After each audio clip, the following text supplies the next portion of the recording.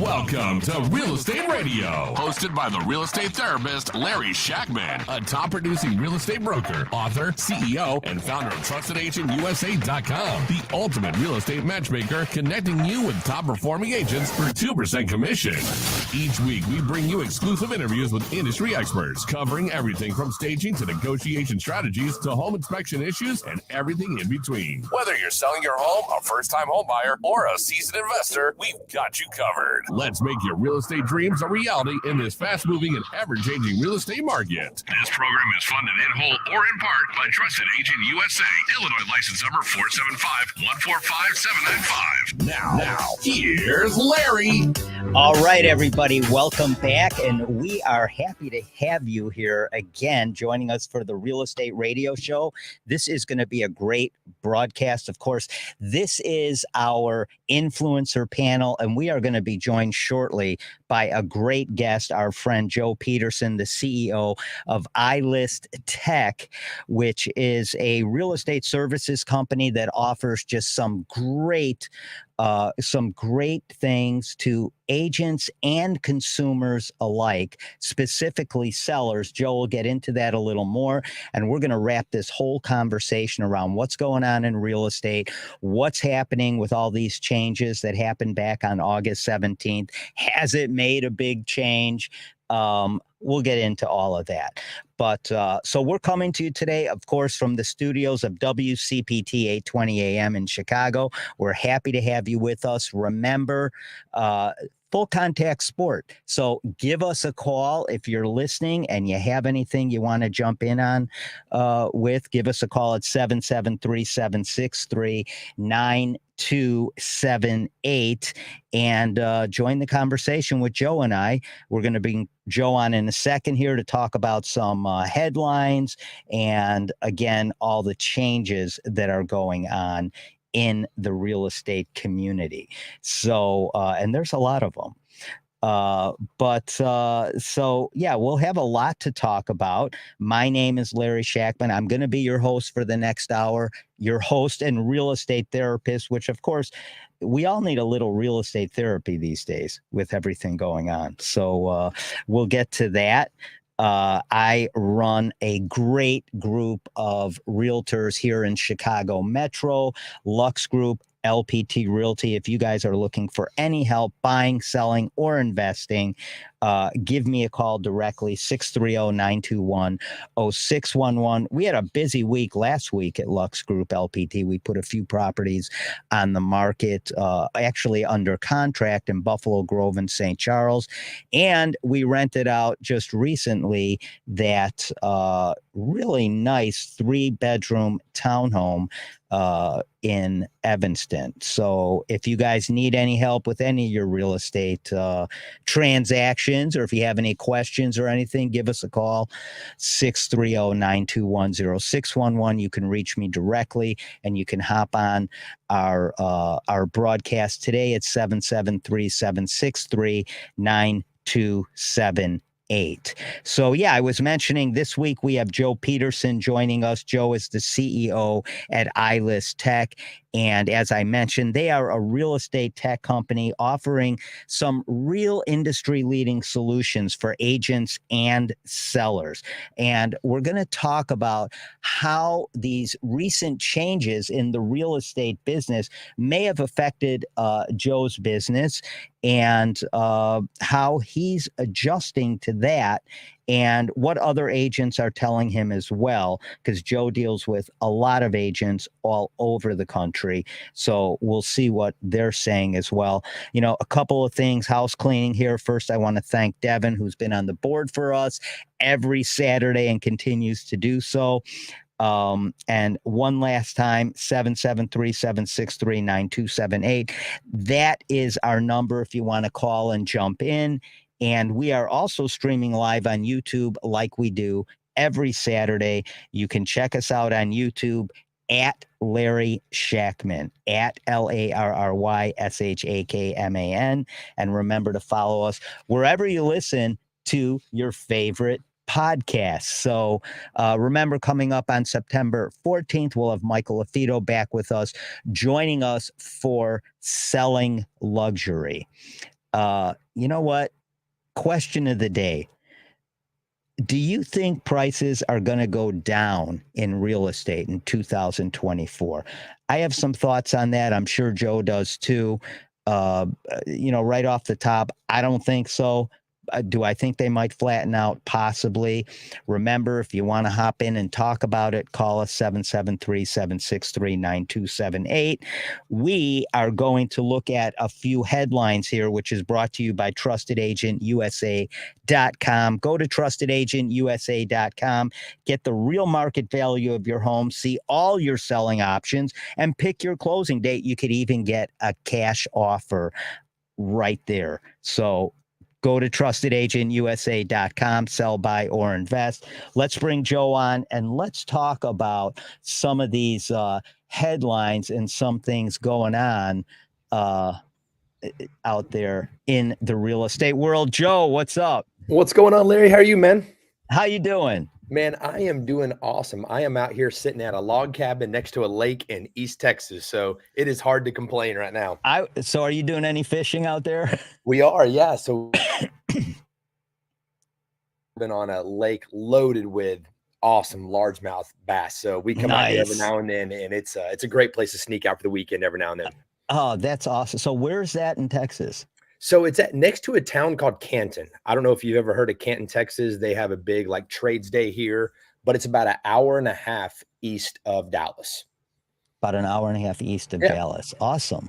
Awesome. Well, I'm sure you were up bright and early, catching the fish, making breakfast. Coffee ready to roll. How you doing otherwise? Business going we're well? Doing great. It's like you said, the market's a little interesting, but it's definitely creating a lot of opportunity. So yeah, I think so too. There's a lot of stuff always going on in the real estate market right now, exceptionally so with all of the changes that recently happened August 17th, which between me and you, I don't think a lot's going to change. I really don't. I'm already kind of noticing that. I don't know what you're seeing or hearing from others, but and I know you talk to a lot of agents all over the country, but I don't really see a lot of things changing. Couple of the headlines, Joe, that I've noticed pop up. Fannie Mae, the economists over at Fannie Mae, they're predicting right now that affordability is still a real challenge for a lot of people getting into the market, and we're really going to see limited growth in terms of home sales for the remainder of this year. They're expecting only about a 0.5% uptick, which is just about 4.78 million homes total. And then they're expecting in 2025, and remember, this is Fannie Mae economists, and sometimes they're right, sometimes they're wrong. They're expecting 5.19 million homes 2025. I think all of this, and I'm sure you'll agree with me on this, inventory, supply and demand, all of this is connected together, all of it. 100%. And I agree with you. I think we're going to see the market start, for lack of better terms, we'll start seeing them normalize a little bit. We're not going to see this rapid growth, rapid increase, but we are going to see it normalize. But I think it's going to be values increase. We still have a lack of inventory, which is going to create demand, which is always going to have prices higher. And as we see these interest rates keep dropping a little bit and being played with, we're going to see bumps in demand coming up. And of course, it's all regional, right? Fannie's great about throwing stats out nationwide, and it's hard to take those in localized markets. But so every market's going to be different. But I fully agree with you, Larry. I think we are going to see things, and it's weird saying slow, because the market is still very, very good, historically better than average. Mm-hmm. It's just not what we were used to, right? Yeah. We were used to properties going on the market and having multiple offers in 4 days. Yeah. And that became a normal. Newsflash. Yes. That was not normal, right? That was not We normal. accepted it as normal, but that's not normal. Like Yeah. when you look, and once again, this is kind of a regional number, but average days on market is closer to that 70, 80 days when you look at a nationwide number. And Yes. we just got so spoiled. We kind of have this weird misconception of what the real estate market was. And now that it's Yeah. going back to what it should be, you know, we're all thinking it's doom and gloom. We're just Yeah. going back to where it should be, but it's still better historically than it ever has been. Yeah. And I agree with you on all of that. You know, it's funny because we get used to these abnormal times that happen occasionally. And just like we went through this insane foreclosure, you know, spike from 2008 to 2017, whatever it was. And then we had this crazy interest rate reduction where we saw 2% interest rates. Yep. And people get used to these things, and it causes, you know, sometimes like with the REO thing, it caused a lot of fear in people. But other people, it didn't cause fear in, right? Other people saw insane opportunity with that whole REO meltdown. And I think that's kind of what we're experiencing here with interest rates. You know, you have people still sitting on the sidelines trying to play the waiting game with the market. And I think that's a fool's errand. I really do. I think whenever you try and wait the market out, man, I don't know. I think you're risking a lot there. I agree. If you have that much knowledge and insight to where you as a local consumer can play the market, yeah, you need to have a different job or something, because exactly. you can make a lot of money doing that, right? But you know, when you try to play the market like that, chances are you're going to lose. I mean, let's face it, worst case scenario, you get locked into a mortgage right now at 6.5 and rates do fall. You know what you can do? Refi. Like you can always adjust down. Yeah. Right now, you would never want to adjust up, but if you feel it's good right now, make a move. Waiting is never a good solution when you look at the opportunity cost. Yeah. And, you know, I mean, Joe, I think you hit it right on the head. If you're a consumer out there and you know enough to wait the market out, and you have all this information that's telling you to wait this out and don't jump in until this, call me, because you don't need me as a real estate agent. I need you. Yeah, I need you to be my investment guide here. Exactly. Because waiting out the market, the real estate market, or the I think the stock market is just foolish. You know, I know people that pulled all their money out of the stock market 3-4 years ago when they thought all hell was going to break loose, right? Well, look how much money they left on the table if they didn't put that money right back into the market. Tons of money. So Exactly right. I think, you know, those two things, you know, just in terms of like a commentary, Joe, on the whole, you know, real estate scene right now. So mortgage rates fell last week again, not by much, but a little bit. And the Federal Reserve continues to signal that they're most likely going to be lowering the Fed rate, which really has nothing to do with mortgage rates, but it could, but it may not. You know, it just depends. And it doesn't always affect mortgage rates one way or the other, because it's really about the rate banks loan money to one another, correct? Correct. And I so, think that's a big misconception out there when we as a general public consumers hear that feds are going to lower, we automatically apply that to mortgage rates. That's not the case, right? No, and no. to the everyday person, they think like, oh, I'm making a good choice because I'm waiting because I listen to what the feds are going to say. That's two different worlds. Sometimes they're tied together a little bit, but they're not associated directly like that. Yeah, just because of the dynamics of the market, occasionally, if the Fed drops their rate, you might see it somehow affecting mortgage rates, but really the Fed rate is more going to affect short-term interest rates, Yep. like credit card rates or maybe car loan rates. I went to look at new cars and I was like, dude, I'm not buying a new car at 6% interest. That's Yep. insane. Yep. And they're dead. I mean, they are not moving vehicles right now because of that.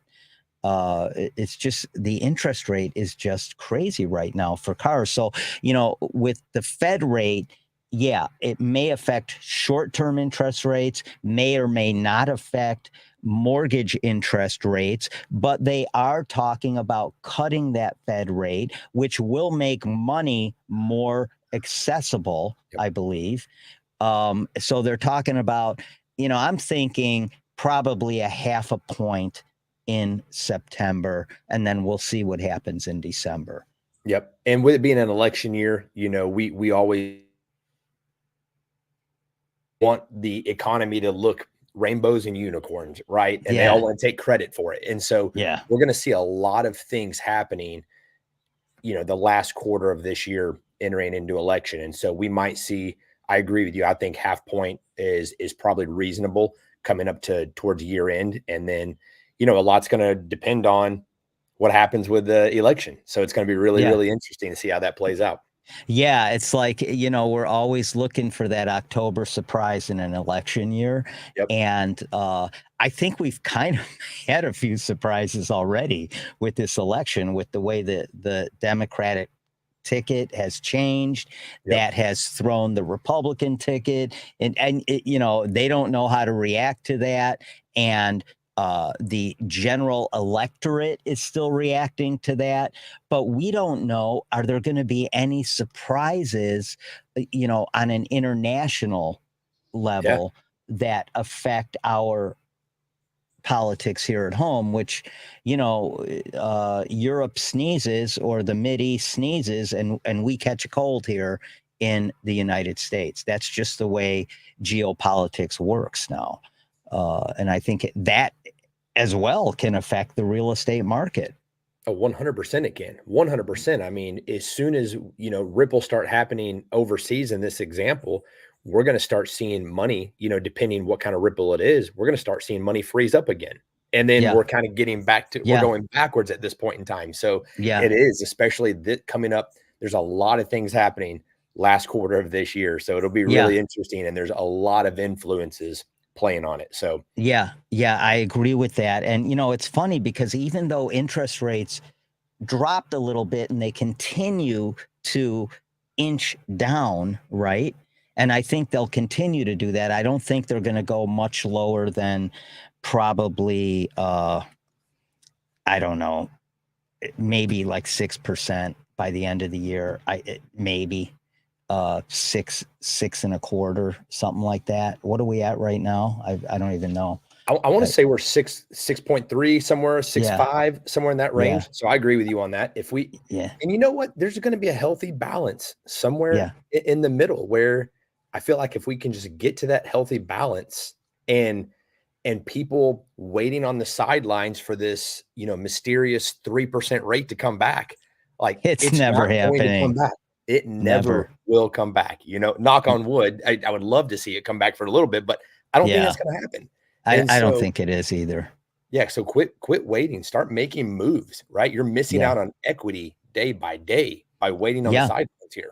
Well, and it's funny because even though rates have continued to go down, it's really only getting consumers out there interested in refinancing, not so much purchasing. Buyers are still kind of sitting on the sideline waiting for rates to go down. And I'm telling you, they are not going below 6% before the end of the year. And I think even by the end of 2025, I don't see them going lower than 5.75, maybe 5.5. I don't know. I mean, I'm taking stabs at this right now because nobody really knows, right? But I don't see them year end coming down 2025 even being any lower than 5.5%. And I'm pretty sure that's what I think Fannie Mae is estimating, like 5.9%. by the end of 2025. So they're being very conservative about that.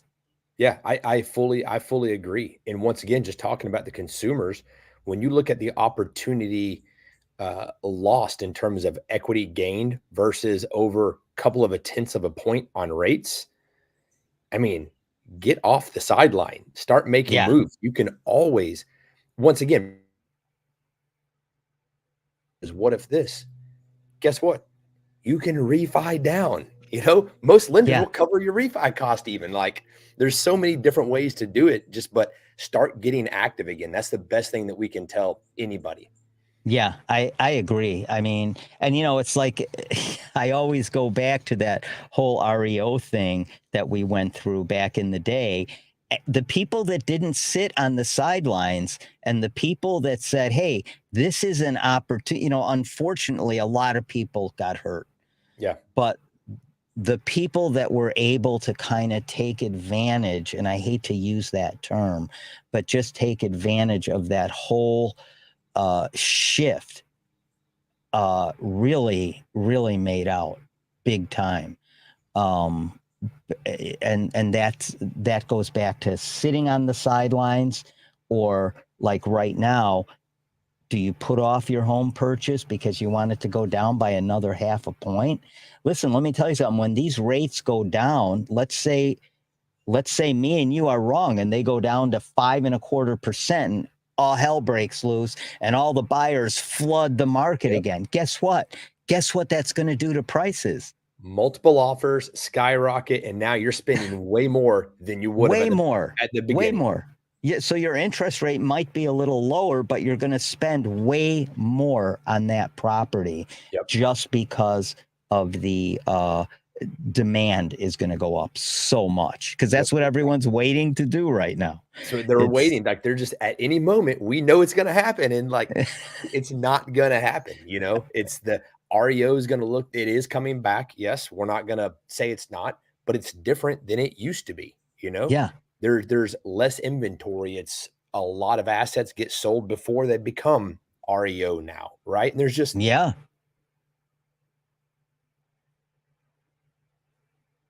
worst case scenario, if it drops down, like you're going to see prices bump 15% probably. That's going to cost you a lot more money than a couple of, tenths of a point here. Yeah, no, exactly. And I think people need to take that into consideration when you're weighing your choices. Do I wait? Do I pull the trigger now?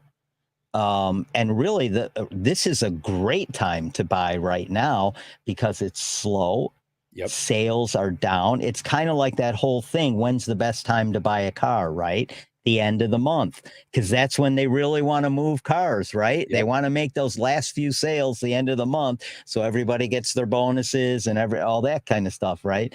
But in the real estate business, when it's slower, people, when they have a buyer come to the table that's interested, they take that seriously. They want to get their property sold, and sometimes they're willing to do some things they might not otherwise be willing to do in a stronger seller's market, which days on market makes sellers very, very nervous. And as a buyer, that creates opportunity for you, Yeah.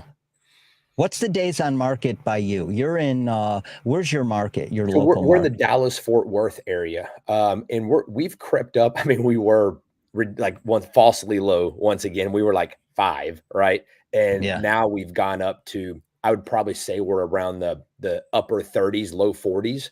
Of course, depends on the price point of the property, but, and we're still below what a typical average day on market is. And agents are freaking out around here, but we're still historically way better than we were. It's just that, when change hits the market and we get back into a normal environment, people get scared for a little bit, just like it's everybody's a little nervous and scared right now, but it's going to go back into a normal way of doing business. Same thing with the market. Yeah, here in Chicago Metro, and Joe, it's so relative to just in terms of all real estate's local. So market time is going to be different, not only from state to state, city to city, but from suburb to suburb, Yep. and from home to home in different suburbs and different subdivisions. I had a house in Buffalo Grove, Illinois, in the Stevenson School District, which is a very highly sought after school district, right? And it was in that 800,000 range. Needed a little work, but pretty much move in ready, but just some cosmetic stuff people are going to want to do. So that house sold while it was still in its pre-marketing phase. We pre-market all of our homes before we officially put them on the market. We do that whole private listing network. We put it on coming soon. We build up all that anticipation, and then we put it on the market if we haven't sold it in that pre-market private listing network time, which we did with this home. And that, again, just goes to speak to everything is local. If you're in a really hot school district, or some other factor that really drives homes, the sale of homes, your home could potentially sell before it actually hits the market, which is what happened in this case. But then there's others that sit on the market. Like right now, the average market time in Chicago Metro is somewhere, I think, between 50 and 60 days. So it has crept up. It's more normal again. But you still have those properties that come on the market and fly off the market in 5 days. Yep. It just depends on, like you said, price point. It depends on where it's located and all that stuff. It's just and I all think local. Price point's a big part where we're starting to see sellers, like in your example, the houses that are moving quickly are sellers that price their house in accordance with the current market, not what the market was 8-9 months ago, right? Sellers that do that they're out there fishing, right, for higher values. Those are the ones that typically sit and they have a specific goal in mind. Great for them. And then you have sellers who take advice from agents on where the local market is. And Larry, like what you and your team do,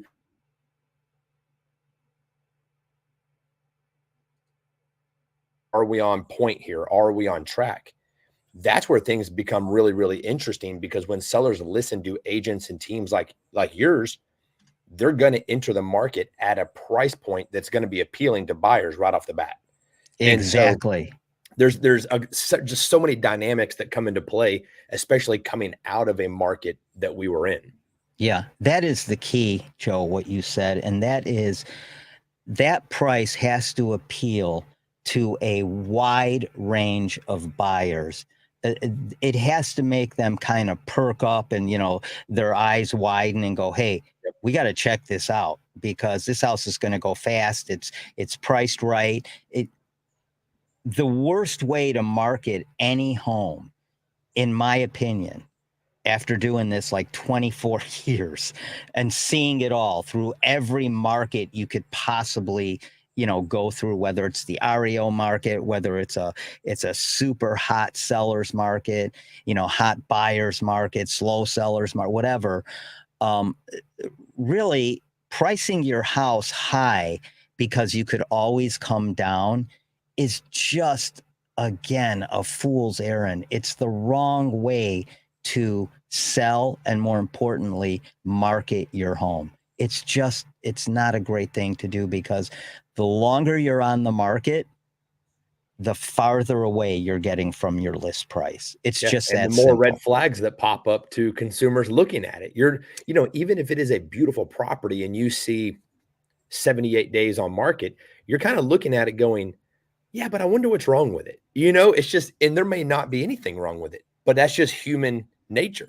And so you want to make sure you come out with the best exposure you can immediately. Yeah, get as many people interested in that property as possible.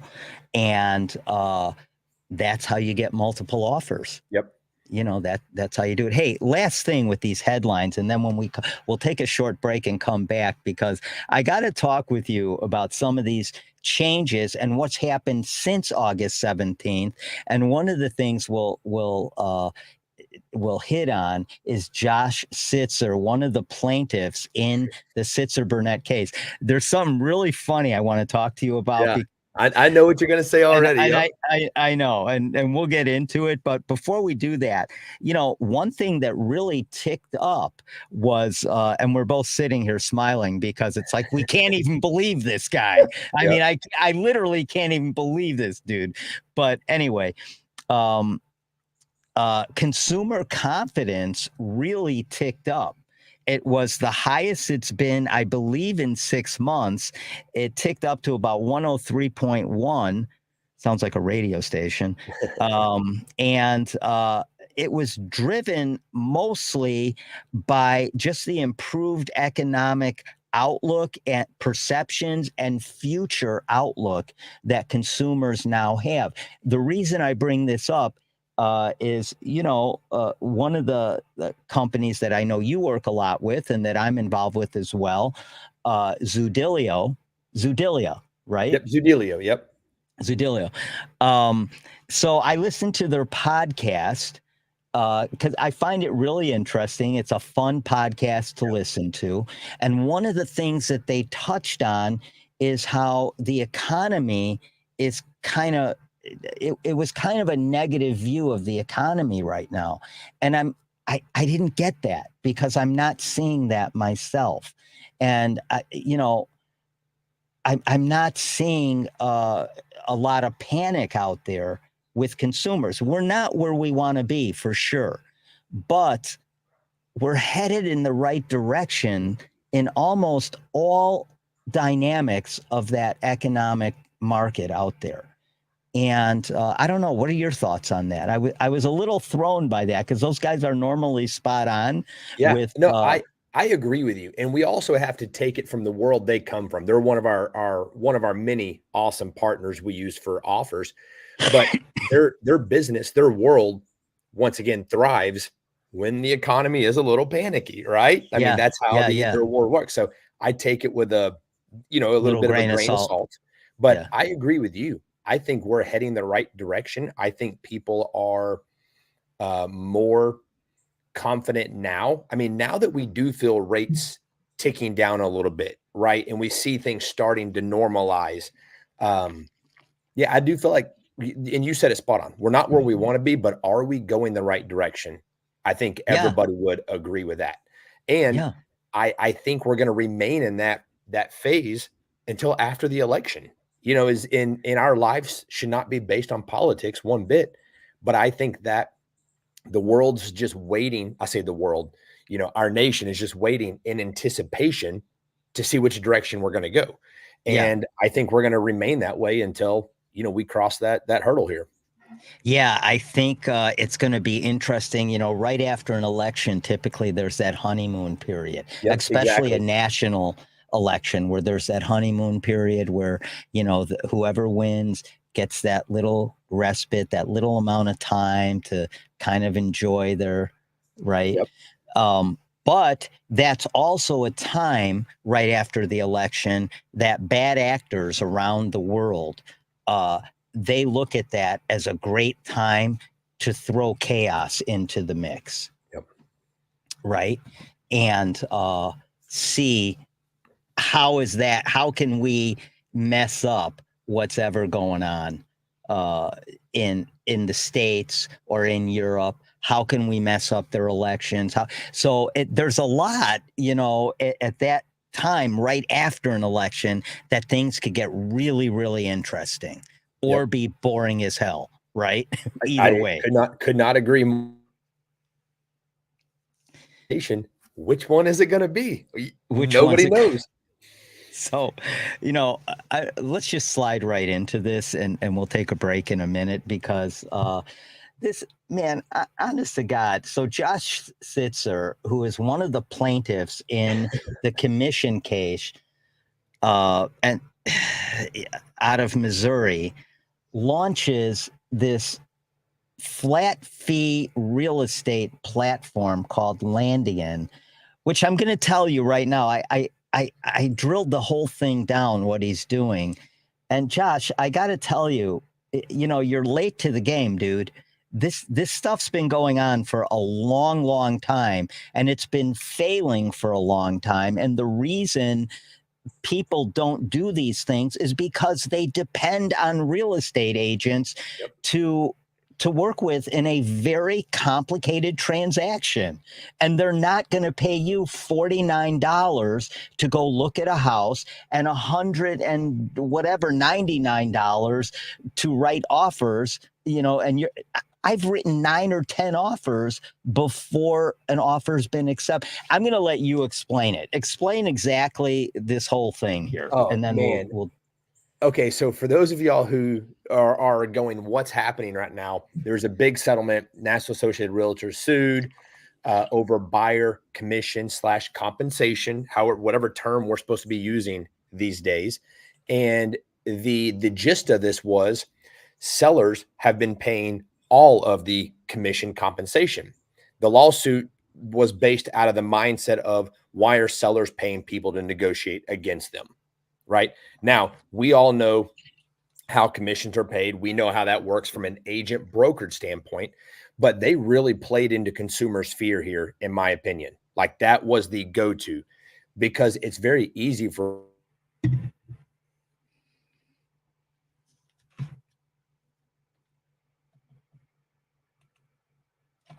why me as a seller, why am I having to pay all these fees? Right. And so it makes sense. Like, I know why he targeted that audience, easy audience. But now here's the ironic part. They won, which I honestly did not think they were going to win. I was shocked when that hit. And I'm like, are you kidding me right now? And so what this did in the real estate community, now we just have more paperwork that we have to do. Right. Yeah. I think it's just going to be a little, the waters are going to be a little murky for a little bit until everything settles down. But then we're going to get into a new norm. And I don't think it's going to be a whole lot different from where it was. Now, the landmine that hit, what was it, just last week, was this gentleman who was the lead plaintiff here. Guess what he happened to start? We'll call it a flat fee buyer representation service. Exactly. Right? So now the exact audience that he was representing, he actually started a company that he's trying to make money off of them now. Yeah. Like, it's mind blowing. And like you said, Larry, these companies have been around forever. If you Google that, I could find 50 of them in 30 seconds. Exactly. Everybody. Now, I think and it's going to be really interesting to see how many lawsuits get thrown on him now, but it's going to be really interesting to see the fact that he used to me, a national suit and a platform that he created. Now he's using that to market his services. Like, no, it's like, that's, are you serious? That blows my mind away. Like, you read that, we as agents look at it and go, are you serious right now? Like, you literally just won this landslide lawsuit trying to better support buyers in the real estate market. And now you're launching a service that's probably going to deliver inadequate services. And here's the thing, Larry, you mentioned something interesting, charging whatever fee to write offers and whatever fee to open doors. If you look at how many doors are open, how many offers are money, but you know what? Because he does not have a percentage next to it, he's doing consumers a favor. Yeah. It literally is comical, right? It's like me, for a really bad analogy here, it's like me owning a tire company and, throwing 1,000 nails in the road so I can increase my tire sales. Like, that's exactly what happened in this world. Honest to God. I mean, I read this and I'm like, talk about a guy with some huge ones, man. I mean, this is like, wow. I'm like, no, this has to be a joke. Someone's punking me and someone sent me this article, because this cannot be real. I read it and I was like, I took it like, okay, somebody's just spoofing out there. Somebody's spoofing. And then you look into it and you're like, oh my gosh, this is real. Like, and dude, it's a stone cold failure. It has no legs at all. This thing has been done over and over again. And you know, how many flat rate services are out there? yep. It's insane. He's reinventing nothing here. Yeah. He's not. using the stage he just created to bring it Yeah. back to life. And it's just, Yeah. you look at it from a, I know from a real estate community side, we look at it through certain lenses. I just hope consumers are going to understand, which that's the problem, right? Consumers really don't understand the inner workings of this. And I think he's just feeding on that even more. Yeah, I'm looking for one of his packages because there's a package he has here, I believe, for like, oh, here it is. So for consumers, they can pay entirely a la carte with Landian, which is this new service our buddy Josh is creating. And so Landian charges $49 for a home tour, right? They charge an offer written by an agent cost $199, but AI powered offers are only $99. Oh gosh. Now, are you kidding me? Oh You're gosh. what is an AI powered offer? I just want to know what in hell that is. I'll answer this. It's probably going to be a bad one. Like What is, that's no, my but answer. I'm literally, can you tell me what an AI offer is? I've never even heard of an AI.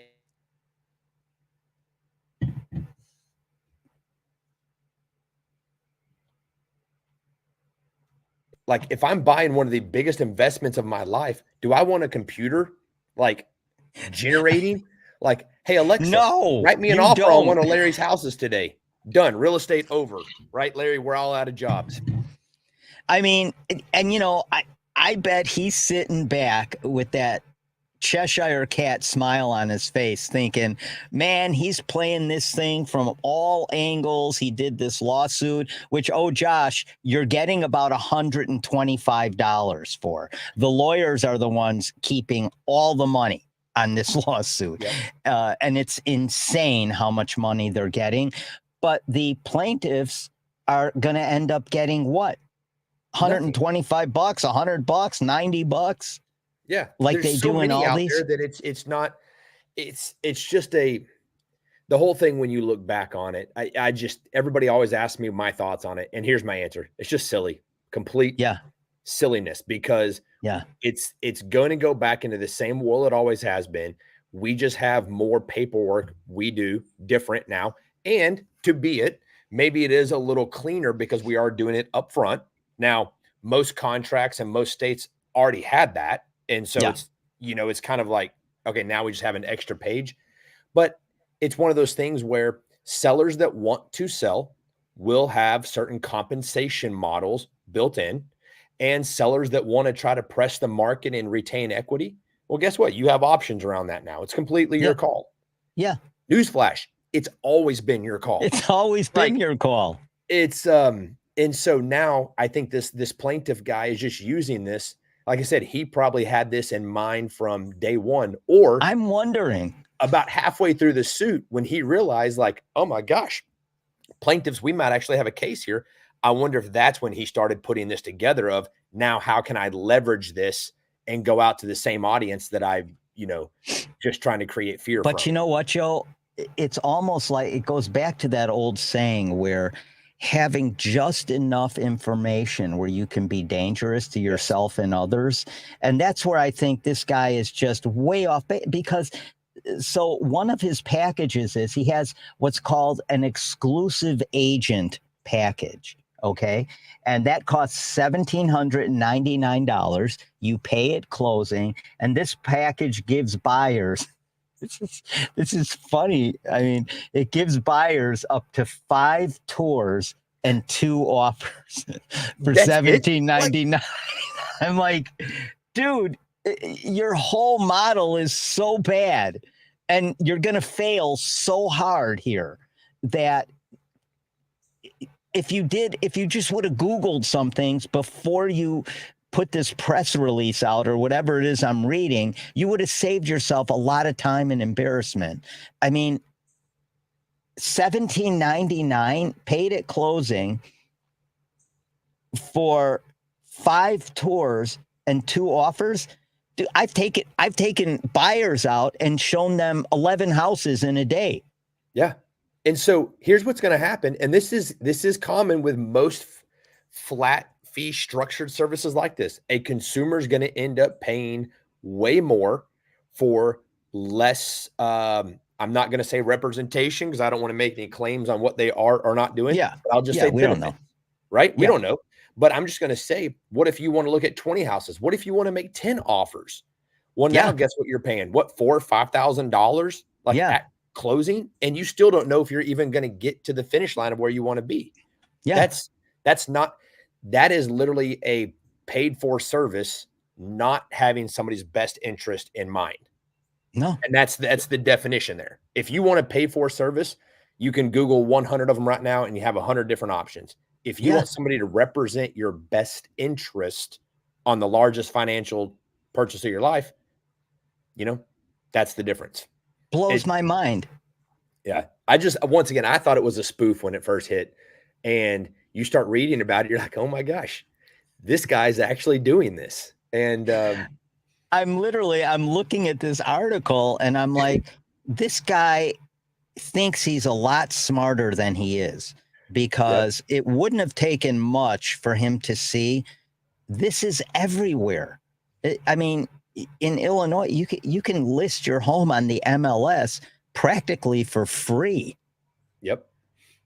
Yeah, we've got services all around our markets where you can do the same thing. And Texas. There's even services out there where you can, once again, by the hour, by the day, book an agent. Like they're everywhere out there. What was he thinking? Once again, who's giving him advice?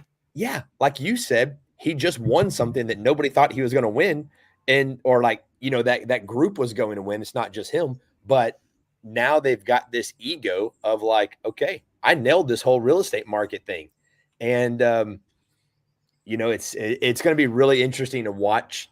I think he's going to have so many eyeballs on this.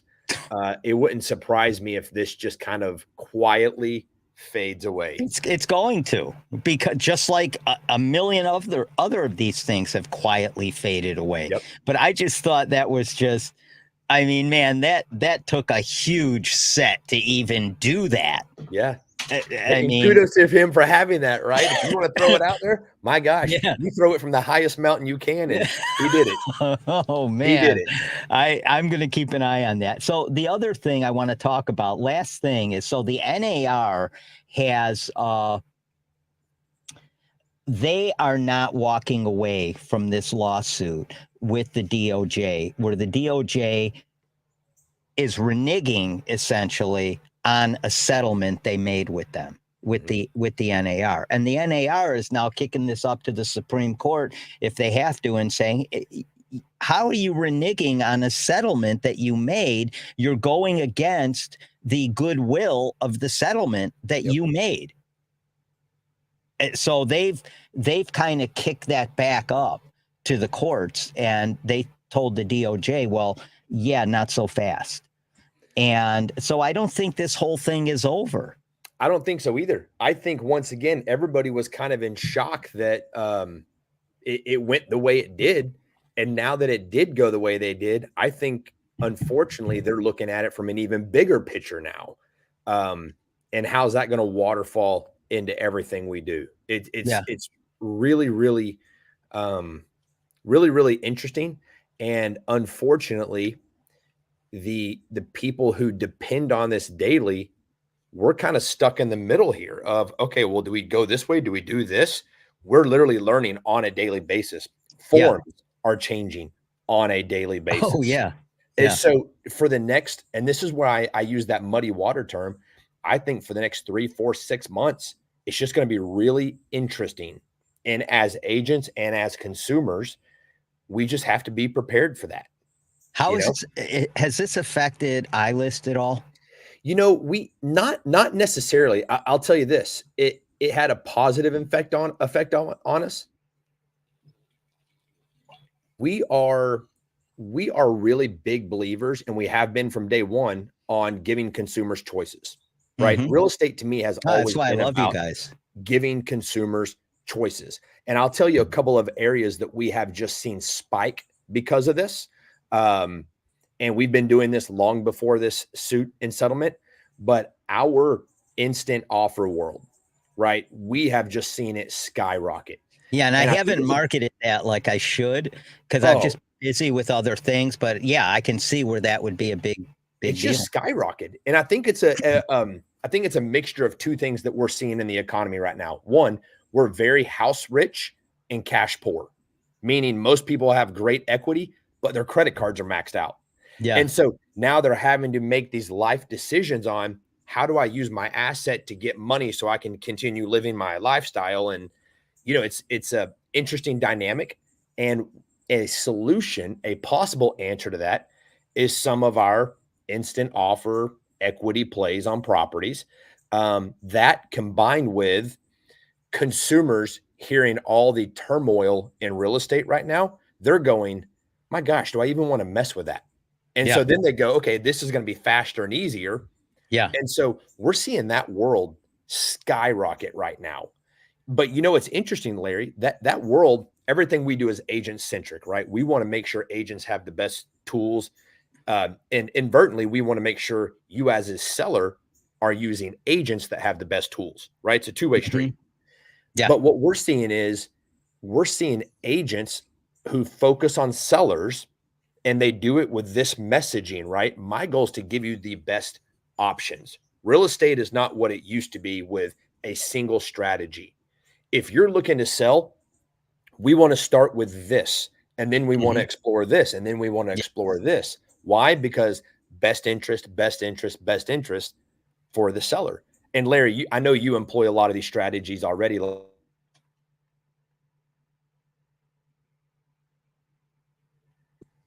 I think they're realizing that, okay, my world has officially changed now, and they're doubling down on those strategies, starting with the instant offers, the pre-market aspect. And so we've really seen it take a really big bump up because of that. And then Larry, even on the backside, relating to these buyer agent commissions that we're talking about, right? Or compensation. I've got to get that word correct in my mind now, right? We're having to learn all these new terms that mean the same thing, but we have to use them differently now. But we've even built in tools for listing agents like yourself, Larry, where we rolled out a feature called adaptive commissions, where if your seller does not want to offer compensation, because sellers still have that choice, but if they don't want to offer compensation to a buying party, well, now you as a listing agent, Larry, can choose adaptive commissions or compensation. What that means is when a consumer is a buyer agent is making an offer on one of your properties, they can literally select the fee that they want to earn, and it's just added on top of the price. So that way it's completely delineated who's paying for it. It's built on top of the price so the consumers can finance it, right? And it's a win-win. And so we've rolled out tools that ideally are going to support agents in this changing world. If you're not sure how to do this or how to have conversations with sellers, we want to make sure you have the right methods to show them easy solutions in this world. Yeah. And it's exact what you said, Joe, is so spot on in that you may start with offering that instant offer, and that seller may take a look at that and go, you know what? This is awesome, but it's probably not my best play. What else do you have? And now you show them your standard typical listing. And because that's in a lot of ways, a lot of times, I should say, that's going to be the seller's best option to get the most money they can for their home. Hands down. Where do you start may not be where you finish, but the more options you can offer sellers now, the more doors you're going to get in to at least start talking to people. And that's what it's all about. Yeah, because let's reverse that equation, right? Larry, what if you led with, what if I'm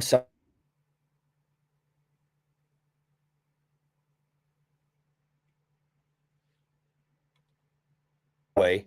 If that's the best way, you're telling me there's other ways. Okay, well, why are we not talking about those? Because in this world, same thing why we just went through this whole settlement, you've got to make sure consumers are educated on Yes. the choices they have. Yeah. Never assume that their goal is to make the most money. I know, as Yeah. weird as that sounds, some people, time is more important, right? And so it's just really important to factor all that in. Yeah. Hey, we are running a little late. We're going to wrap it up. Before we go, Joe, how do people get in touch with you if they want to find out more about iList? So you can go to our website. It's ilisttech.com.